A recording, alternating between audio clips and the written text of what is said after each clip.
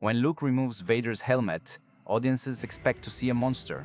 Instead, they find a pale, scarred man with sad eyes who speaks in a quiet voice barely above a whisper. This moment fundamentally challenges everything we thought we knew about evil in the Star Wars universe, but not in the way most fans believe. The unmasking scene in Return of the Jedi doesn't simply reveal Vader's humanity to redeem him. Instead, it forces us to confront the uncomfortable truth that evil often wears a human face, and that redemption might be more complex and morally ambiguous than we want to admit. The visual contrast between Vader's imposing mechanical exterior and his frail human interior creates a powerful illusion of transformation. For 6 years, audiences knew Vader as a towering figure in black armor with a booming mechanical voice. When that facade falls away, we see Anakin Skywalker as a broken old man whose physical vulnerability seems to mirror moral vulnerability. The lighting shifts from harsh artificial illumination to softer, warmer tones that make him appear almost angelic. This visual language tricks us into believing we're witnessing a fundamental change in character. But the film's own evidence contradicts this interpretation. Vader's crimes remain unchanged by his unmasking. He still murdered younglings at the Jedi Temple. He still tortured Leia and froze Han in carbonite. He still cut off his son's hand. The removal of his helmet doesn't erase decades of systematic violence and oppression. What changes is only our perception of him, not his moral reality. The movie reinforces this disconnect through Vader's own words.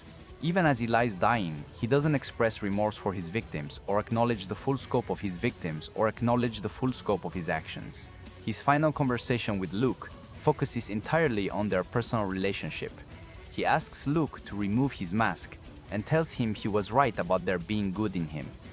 Notice what's missing: any mention of the countless lives he destroyed or the suffering he caused across the galaxy. This selective focus on personal redemption while ignoring systemic harm reflects a dangerous tendency in how we understand evil. The film presents Vader's love for his son as sufficient to outweigh his role in genocide and tyranny. By emphasizing the intimate father-son relationship, the movie allows audiences to forget that redemption should involve confronting the full weight of one's actions, not just the ones that affect people we care about. The timing of Vader's turn further complicates the redemption narrative. He only acts against the Emperor when Luke is being tortured before his eyes. This isn't a moral awakening based on recognizing the evil of the Empire or feeling guilt about his victims. It's a father protecting his child in a moment of immediate crisis. While this makes for powerful cinema, it raises questions about whether such narrowly motivated actions constitute true redemption. The film's treatment of Vader's physical transformation supports this limited view of change. His scarred, pale appearance generates sympathy by making him appear victimized rather than victimizing.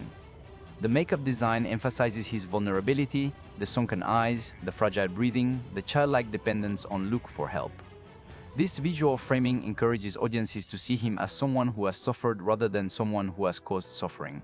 Even more problematically, the movie suggests that Vader's mechanical nature was somehow responsible for his evil actions. The breathing apparatus and black armor become symbols of corruption that, once removed, reveal the real Anakin underneath. This creates a false separation between the machine and the man, implying that technology or external influences, rather than personal choices, drove his villainous behavior. The ghost scene at the film's end reinforces this sanitized version of redemption. Vader appears alongside Obi-Wan and Yoda as a Force spirit, seemingly forgiven and at peace. The visual equality between these figures suggests that his last-minute sacrifice has earned him the same spiritual status as Jedi who spend their lives serving others.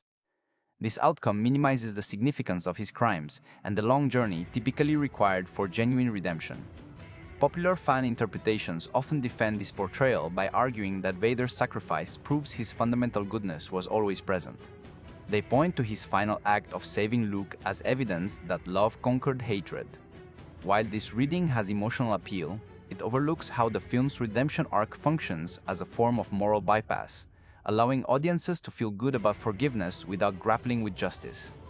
The unmasking scene's power lies partly in how it exploits our psychological tendency to humanize those we can see and relate to.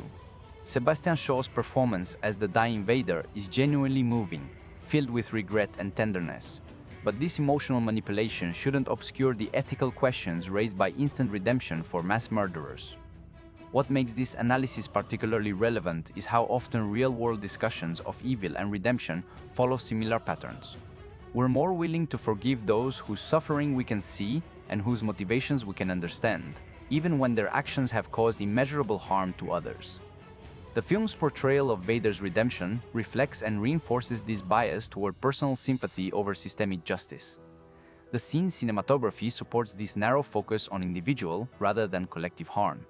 The intimate lighting and close-up shots create a private moment between father and son, literally and figuratively darkening the broader context of Vader's impact on the galaxy. This visual choice mirrors how the film's narrative shrinks the scope of redemption from universal to personal.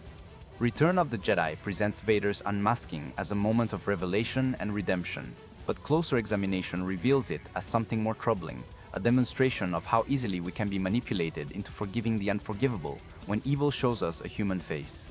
Does Vader's last-minute sacrifice truly redeem decades of systematic violence, or does the film's emotional manipulation blind us to the inadequacy of personal redemption without systemic justice?